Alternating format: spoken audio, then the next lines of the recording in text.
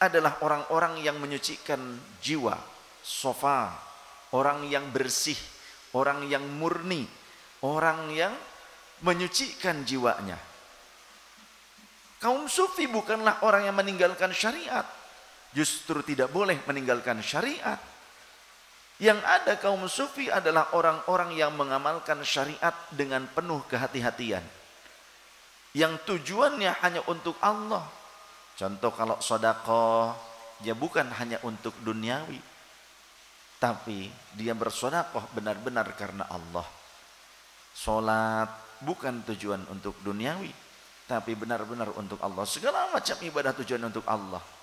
Dan dia berupaya untuk membersihkan jiwanya dari sifat-sifat buruk seperti takabur, ujub, sum'ah. Sum'ah itu senang dengan pujian, yang dicari adalah pujian. Nah, orang-orang sufi, ahli sufi itu adalah orang-orang yang memurnikan niatannya untuk Allah Ta'ala. Jika dia diberikan jabatan, maka memurnikan tujuan khidmatnya tersebut karena Allah untuk umat. Apakah boleh seorang ahli tasawuf atau seorang sufi menjadi pejabat? Bukankah seorang sufi itu harus meninggalkan dunia? Sufi bukanlah meninggalkan dunia, bukan menyia-nyiakan kesempatan dari Allah Ta'ala.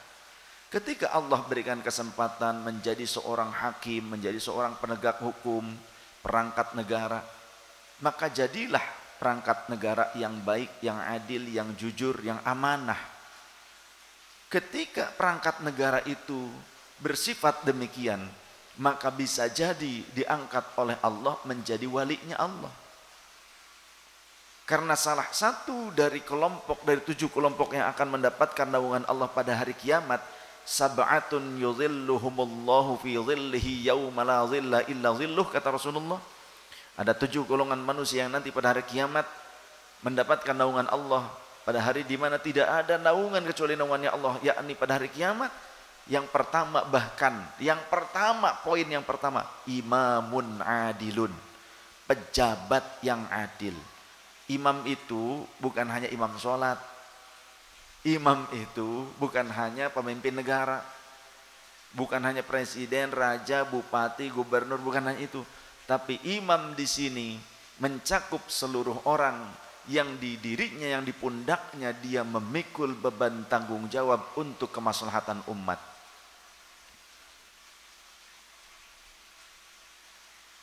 Siapapun mereka, yang mereka adil, amanah, jujur, muadalah, mereka akan mendapatkan naungan Allah. Bahkan poin yang pertama yang disebut oleh Rasul, imamun adilun. Karena apa? Karena menjadi seorang pejabat yang soleh, solihah itu susah. Sehingga Rasul pernah berkata kepada sahabat, sebagian sahabat atau beberapa sahabat, jangan kalian ngoyok meminta jabatan. Jangan kalian ngoyok itu apa ya? Sampai wah jungkir balik gitu ya, meminta jabatan. Kalau kalian diberikan jabatan, oke-oke saja, tidak masalah. Tapi kalau sampai ngoyok banget gitu kan, segala macam ditempuh. Jika itu terjadi justru akan menjadi beban, kata Rasul.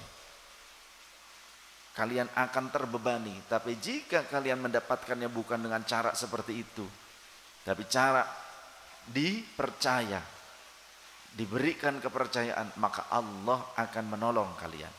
Ada dalam hadis seperti itu. Semoga Anda sekalian yang menjadi pejabat dan perangkat negara diberikan pertolongan oleh Allah Subhanahu wa taala untuk bisa amanah, jujur, adil, dan soleh solehah. Amin. Apakah seorang sufi tidak boleh menjadi pengusaha? Kata siapa? Al-Imam Hanafi. Imam Abu Hanifah itu saudagar.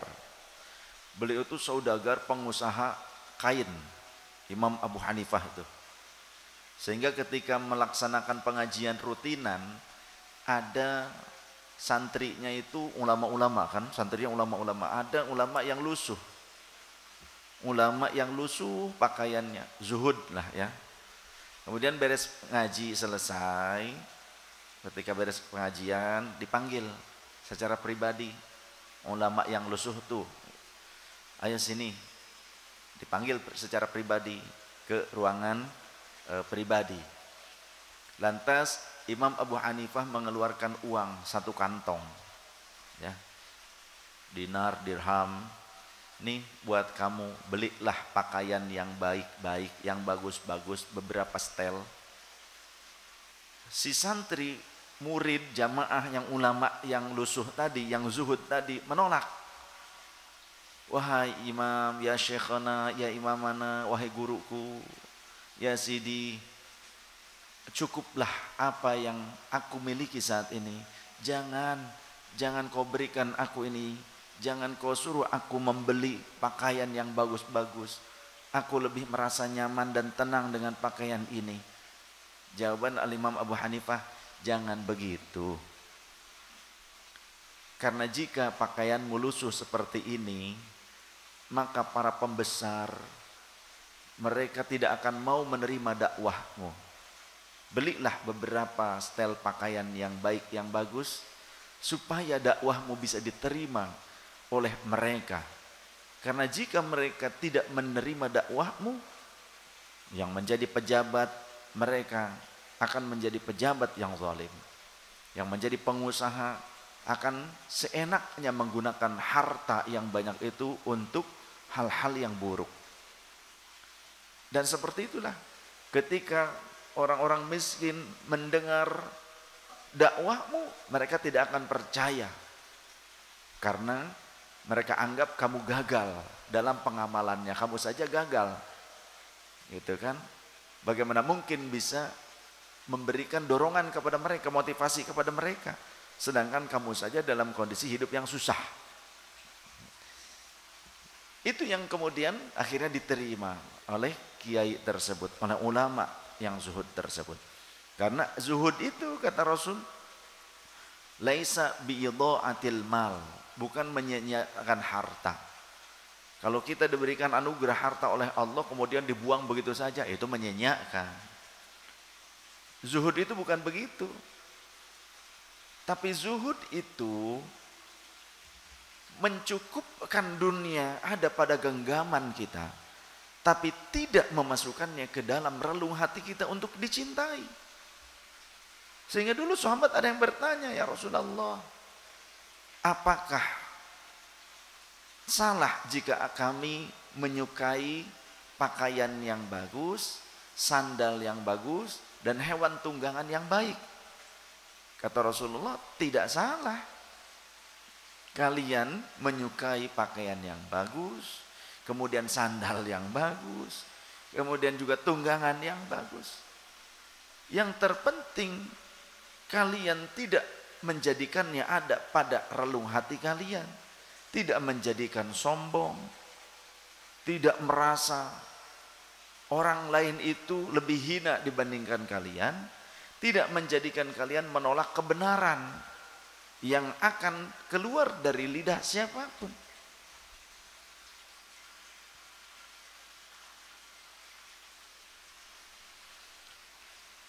Sahabat Utsman bin Affan bahkan menjadi menantunya Rasul. Sehingga beliau disebut Dzunnuraini, pemilik dua cahaya. Karena istri yang pertama adalah putri Rasul, wafat lebih dulu. Kemudian istilah kita turun ranjang, dinikahkan lagi oleh Rasulullah kepada salah satu putrinya yang lain. Maka menang banyak, bahasa kita, menang banyak. Sahabat Utsman, beliau saudagar, beliau pengusaha, orang kaya, tapi dengan kekayaannya ia bisa membantu kaum muslimin. Suatu ketika ada sumur di Madinah yang dimiliki oleh orang Yahudi. Ketika sumur-sumur lain itu kering, ada sumur Yahudi tersebut yang terus memancar aliran airnya, terus mancar. Sehingga ketika orang-orang butuh air tersebut harus datang kepadanya dan membayar, harus membeli air. Lantas sahabat Utsman mengetahui kejadian ini. Beliau lalu datang kepada pemilik sumur tersebut. Bernegosiasi. Bagaimana jika sumur ini saya beli?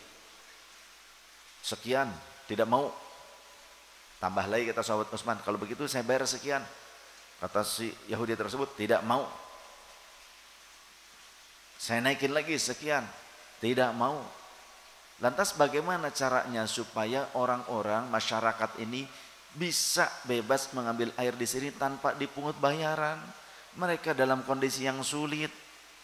Kalau kamu mau wahai Utsman, maka kamu harus membeli bukan hanya sumur, tapi sumur beserta kebunku ini, semuanya. Kalau kamu berani, kamu siap, oke, boleh, silahkan kamu beli. Tapi harus dengan kebun-kebunnya, gak boleh hanya sumurnya saja. Seolah-olah ngegetok, ya, ngegetok orang itu. Apa jawaban sahabat Utsman? Kata sahabat Utsman, berapa kamu mau? Sekian, deal, aku bayar. Sanggup ternyata sahabat Utsman. Dibayar oleh sahabat Utsman, kemudian diwakafkan itu semua. Yang sekarang lahan itu ternyata sejak zaman itu menjadi perkebunan yang hasilnya digunakan untuk kemaslahatan kaum muslimin. Sampai sekarang masih ada, dan bahkan sebagian lahan tersebut menjadi hotel-hotel. Ada lagi ya, lahan yang lainnya menjadi hotel-hotel yang biasa jamaah umroh, jamaah haji sewa di sana. Ternyata itu menjadi wakafnya Sayyidina Utsman, wakaf terbesar, termahal. Jadi terus menerus pahalanya mengalir kepada sahabat Utsman. Termasuk air sumur. Air sumur itu juga terus menerus mengalir. Maka menjadi sedekah jariyah. Kalau kita orang Islam, orang sufi tidak boleh menjadi kaya, lantas bagaimana dengan Sultanul Aulia, Sultanul Arifin, rajanya orang-orang ma'rifat, rajanya orang sufi. Di antaranya Sayyidi Syekh Muhyiddin Abdul Qadir Al-Jilani qaddasallahu sirrah. Beliau itu juga pengusaha. Apa usahanya beliau? Beliau pemilik peternakan. Di antaranya punya ternak domba yang memenuhi 2 lembah. Lembah itu kalau ada 2 bukit, kemudian di bagian bawahnya ya, cekungan itu namanya lembah. Sedangkan di sana ada beberapa bukit yang ternyata lembahnya dihuni, diisi, dipenuhi oleh domba milik Syekh Abdul Qadir. Ternak milik beliau. Yang bahkan hewan ternak itu dijaga oleh anjing penggembala, yang anjing gembala itu seluruhnya dikalungi dengan kalung emas. Saat ada orang yang suudzon kepada beliau, masa wali kok hubud dunia? Ditanyakan kepada beliau, wahai Tuan, kenapa Anda mengalungi anjing gembalaan Anda dengan emas? Maka jawaban beliau, memang disitulah tempatnya dunia, ada di leher anjing katanya. Ya. Bukan berarti nggak boleh yang perempuan pakai kalung emas, boleh. Ya. Tapi ulah segede rantai kapal, besi jengkleh entah beheng. Nggak usah terlalu keterlaluan. Pakai kerudung iya, pakai gamis iya, tapi di luar pakai emas moni gede banyak, ada yang begitu. Ya. Jangan berlebihan. Pakai kalung nggak apa-apa. Ya, sudah di dalam kerudung pakai kalung, nggak masalah. Ya. Di luarnya gimana? Tambang weh. Supaya suaminya kasihan, nanti kan dibeliin emas lagi, gitu. Bunda kok bunda kenapa pakai tambang gitu, nunggu ayah beliin kalung, gitu. Nanti kalau beli kalung pakai lagi di dalam kerudung lagi, luarnya tambang lagi. Ntar suami kemana kalungnya? Kok tambang lagi? Kurang gitu.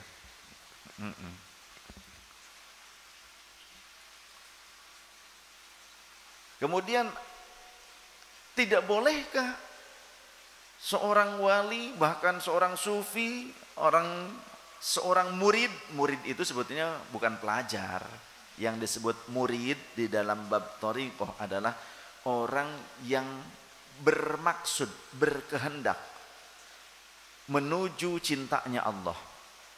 Jadi dalam thariqah istilah murid itu adalah orang yang bertujuan untuk menggapai ridho dan cintanya Allah. Itu murid.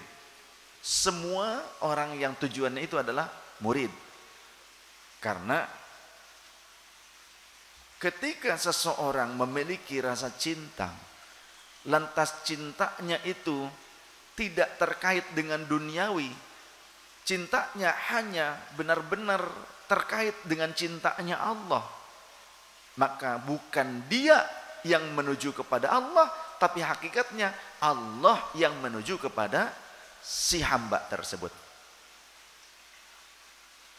Sekali lagi, ketika seorang hamba beribadah, menghamba, taqarrub kepada Allah yang tidak ada lain tujuannya kecuali cinta dan ridhonya Allah, maka hakikatnya bukan dia yang ta'abbud. Awalnya ta'abbud. Ta'abbud artinya ta'abbada ya ta'abbadu ta'abbudan, menghamba. Tapi jika si hamba ini dalam penghambaannya kepada Allah, ya kepada Allah ta'abbudnya, ibadahnya kepada Allah, penghambaannya itu tidak ada intrik yang lain, tidak ada tujuan yang lain, pure, murni. Dia memurnikan, ya, hanya tujuannya untuk cinta dan ridhonya Allah. Seperti Sayyidah Rabi'ah Al-Adawiyah, ya Allah, jika aku menghamba kepada Allah, beribadah kepada Engkau karena takut neraka, bakarlah aku dalam neraka. Tapi jika aku beribadah kepada Engkau karena tujuannya untuk mendapatkan surga, maka bakarlah surga itu. Namun jika aku menghamba kepada Engkau karena cinta dan ridhamu, maka jangan kau tinggalkan aku ya Rabb. Ini makom yang tertinggi itu seperti itu. Sehingga ketika memurnikan tujuan karena Allah, cinta dan ridhonya Allah, tidak ada yang lain, tidak ada surga, ya, harapan surga, takut neraka, maka hakikatnya bukan hamba yang menuju Allah, tapi hakikatnya Allah yang menuju sang hamba, meraih sang hamba. Sebagaimana seperti halnya Rasulullah SAW menyatakan, may yuridillahu bihi khairan yufaqihu fid din. Siapa yang oleh Allah dikehendaki, man utawi sopone wong, yuridillahu bihi khairan, yang Allah aroda yuridu, Allah berkehendak, bihi kepadanya, kepada si hamba, khairan menjadi baik atau memberikan kebaikan, maka yufaqihu fid din, Allah akan memfaqihkan, memfahamkan dia di dalam agama. Jadi ketika Allah memfaqihkan seorang hamba dalam agamanya, tujuannya sebetulnya Allah ingin menjadikannya menjadi orang baik, dan Allah menghendaki ada kebaikan yang diberikan kepada sang hamba. Jadi bukan si hamba yang mendekat kepada Allah, hakikatnya Allah mendekat kepada hamba. Sebagaimana dalam hadis qudsi, jika hambaku mendekat kepadaku satu jengkal, maka aku akan mendekat kepadanya satu hasta. Jika hambaku mendekat kepadaku satu hasta, maka aku akan mendekat kepadanya satu depa. Jika hambaku mendekat kepadaku dengan berjalan santai, maka aku akan mendekat kepadanya dengan berlari. Jika hambaku mendekat kepadaku di dalam kesunyian, maka aku pun mengingatnya dalam diriku. Jika hambaku mengingatku di dalam dirinya, aku pun mengingat dia di dalam diriku. Dan jika si hamba mengingatku di dalam khalayak ramai, secara terang-terangan, bukan secara rahasia lagi, berzikir kepadaku, mengingatku secara terang-terangan, maka zakartuhu ya fi malain khairim minhu, maka aku pun akan mengingat dia di keramaian yang lebih baik daripada dia. Allah menyebut-nyebut nama sang hamba di hadapan seluruh makhluknya seperti para malaikat dan yang lain.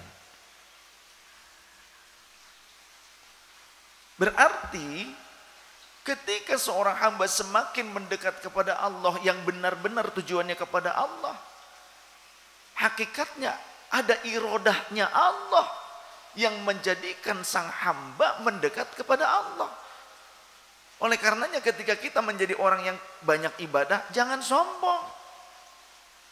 Ketika sombong, jangan harap kita akan bisa istiqomah dalam ibadah tersebut, dalam kebaikan tersebut. Karena Allah tidak akan ridho. Ketika Allah tidak akan ridho, ketika irodahnya Allah tidak menjadi milik kita, tidak diberikan kepada kita, maka yang ada berat rasanya. Ketika kita memperbanyak wiridan, memperbanyak sholat, memperbanyak puasa, memperbanyak sedekah, kita patutnya bersyukur kepada Allah. Alhamdulillahilladzi hadana lihada. Segala puji bagi Allah. Puji itu seluruhnya milik Allah yang telah menunjukkan aku kepada kebaikan ini, yang telah menghidayahkan kepadaku tentang petunjuk amal soleh ini, petunjuk syariah ini, petunjuk thariqah ini, jalan-jalan indah ini, jalan cinta, jalan hidayah ini. Harusnya bersyukur. Jangan cuma dijadikan sebagai muqaddimah pidato. Alhamdulillahilladzi hadana lihada. Cuma jadi muqaddimah pidato. Tapi isinya caci maki. Merasa paling suci dibandingkan yang lain.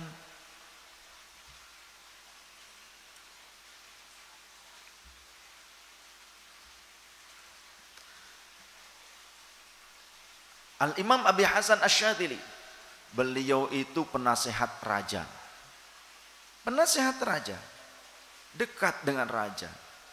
Bahkan kereta kudanya itu dihiasi dengan ornamen permata dan juga emas.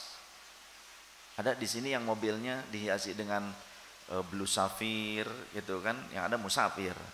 Ruby adanya robok ya gitu, rebek ya, bukan ruby. Gitu. Kemudian ornamen emas, hiasan-hiasan emas, kereta kudanya. Ada di sini mobilnya yang begitu. Paling dicat emas atau ditulisin emas gitu. Al-Imam Abi Hasan Asy-Syadzili seperti itu. Memang banyak orang suudzon di masanya. Mungkin kita sekarang kan sudah tidak di masa beliau. Kita bisa mengatakan beliau Sultanul Aulia di masanya. Kita bisa mengakui keluhuran derajat kewalian beliau saat ini. Tapi belum tentu jika kita hidup semasa dengan beliau. Begitu pula dengan Rasulullah. Ketika kita di masa Rasulullah hidup, belum tentu kita bisa seperti sekarang mengagungkan Rasul, gitu kan? Bisa jadi masuk kelompoknya Abu Lahab, Abu Jahal. Kalau hidup di masa Rasul, belum tentu seperti jenengan sekarang bisa, oh mahlul qiyam mewek, gitu kan? Nangis, itu belum tentu. Kalau hidup di masa Rasulullah. Karena pada saat itu pun bahkan kerabat Rasul saja banyak yang mengingkari Rasul. Orang yang menyaksikan bahkan mengakui kejujuran Nabi Muhammad tetap mengingkari, ada banyak. Bahkan Rasul sampai berkata, andaikan ku katakan demikian-demikian, apakah kalian akan percaya? Iya, tapi buktinya mereka ternyata ingkar, kafir, itu banyak.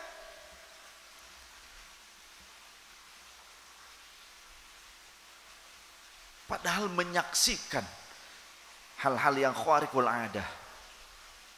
Nah sekarang apalagi di akhir zaman, karomah itu banyak ditahan oleh Allah Ta'ala. Banyak para aulia Allah yang tidak diizinkan atau tidak diberikan kemunculan karomahnya di akhir zaman ini. Ya.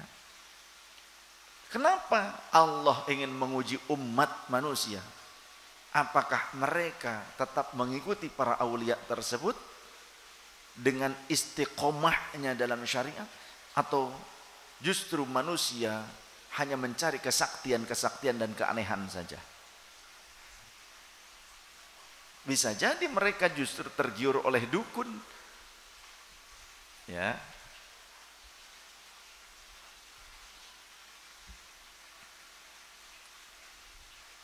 Maka minta kepada Allah sebagaimana doa Rasul, Allahumma arinal haqqa haqqan warzuqna ittiba'ah wa arinal batila batilan warzuqna ijtinabah.